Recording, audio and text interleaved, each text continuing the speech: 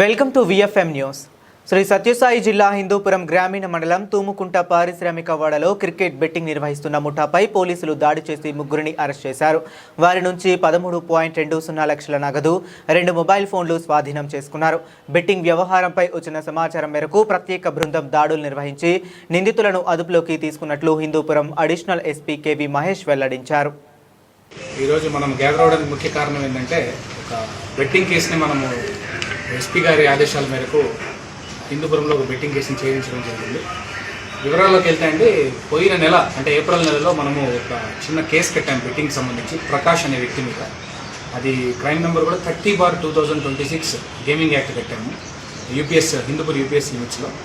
ఆ కేసులో భాగంగానే కొంచెం డీప్గా మనము ఇన్వెస్టిగేషన్ చేయడంతో 5వ తేదీ ఇంకో ముగ్గురిని మనము పట్టుకోవడం జరిగిందండి. వాళ్ళ పేర్లు కూడా సందీప్ కుమార్ రెడ్డి, తిమ్మారెడ్డి, ఎర్రబల్లి శ్రీనివాస్ రెడ్డి. వీళ్ళు బెట్టింగ్ ఈ మామూలుగా ఐపీఎల్ సీజన్స్లో కొంచెం బాగా యాక్టివ్గా పాల్గొనేటట్టు మనకి కేసులో మనం ఇన్వెస్టిగేషన్లో తెలిసింది.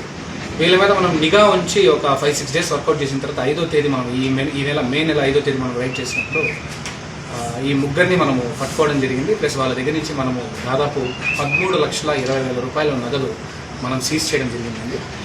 ఆ తర్వాత కూడా మనము 2 సెల్ ఫోన్స్ కూడా సీజ్ అయ్యాయి వాళ్ళ దగ్గర. ఆ తర్వాత కూడా మనము వీళ్ళది ఈ కేసులో వేరే డిస్ట్రిక్ట్స్లో కూడా కొంతమంది లింక్స్ ఉన్నాయని తెలిసినందువల్ల ఆ వైపు కూడా మనం ఇంట్రాగేట్ చేస్తూ కొద్దిగా లేట్ అవడమైంది పెట్టడం.